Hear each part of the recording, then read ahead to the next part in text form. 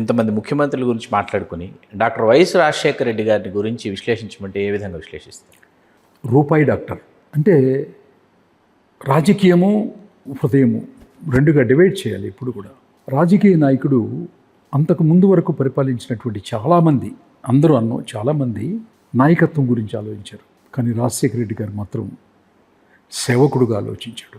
తన పాదయాత్రలో జరిగినటువంటి ఏం లేదు శ్రీకాంత్ గారు, రాజకీయం అనేది వెరీ సింపుల్.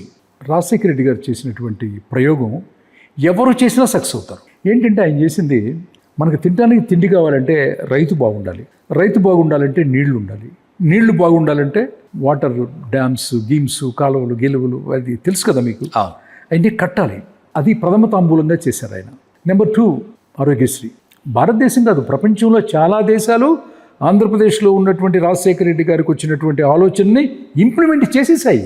ఈ దేశంలో అన్ని రాష్ట్రాల్లో కాదు, విదేశాల్లో కూడా చేశారు. రాజశేఖర రెడ్డి గారికి వచ్చిన ఈ ఆలోచన ఆరోగ్యశ్రీ అమలుపరిచినటువంటి ఆరోగ్యశ్రీ. పేదవాడికి అనారోగ్యం అయితే ఏంటి బిగ్ క్వశ్చన్ మార్క్. ఆ క్వశ్చన్ మార్క్ సమాధానం చెప్పాడు ఆయన. Fees reimbursement, what a schemes, what a great leader. సేవ చేయాలి అనుకున్నాడు, సేవ చేశాడు. కలికాలం కదా శ్రీకాంత్ గారు, కలికాలం, ఆకలికాలం. ఈ కలికాలంలో దైవంలాగా ఆలోచించి పేదవాళ్ళ గురించి ఆలోచించే వాళ్ళని భగవంతుడు త్వరగా తీసుకెళ్ళిపోతారంటారు కదా, అట్లా తీసుకెళ్ళిపోయాడు. దైవం మానుష రూపేణ తీసుకెళ్ళిపోయాడు. మా ఇంట్లో నిజంగా చెప్తున్నాను, 3 రోజులు మేము అన్నం వండుకోలేదు.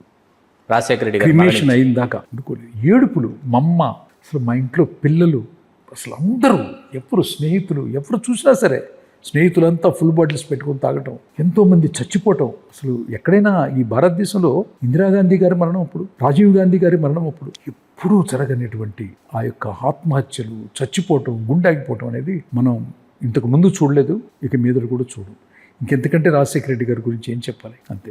ఏదైతే జలయజ్ఞం ఉందో ఆ జలయజ్ఞం చిన్ని కృష్ణ గారి కలంలోంచి జాలువారిన ఇందిరా కథలో రూపుదిద్దుకొని తెర మీదకి వచ్చినటువంటి ఆ జలయజ్ఞం రాజశేఖర రెడ్డి గారికి స్ఫూర్తి అని చాలామంది చెప్తారు. ఎంతవరకు వాస్తవం? చెప్తారు. నేను రాశాను, ఇది ఆయనకి ఇన్స్పిరేషన్ వచ్చింది. ఎందుకంటే ఆయన వెంటనే 2004లో ముఖ్యమంత్రి అయిపోయారు. నేను అసలు ఎట్టి పరిస్థితుల్లో అలా అనుకోవచ్చు. It is a fabricated. ఆయన మనసులోనే ఉంది. ఆయన మనసులోనే రైతాంగం బాగుండాలి, విద్యార్థులు బాగుండాలి, ఏంటి పేదవాడికి ఆరోగ్యం ఉండాలి. ఇవన్నీ కూడా జనరల్గా సర్వీస్కి సంబంధించిన విషయాలు కదా, వాటిని పరాకాష్ఠగా చేశాడు ఆయన, అంతే.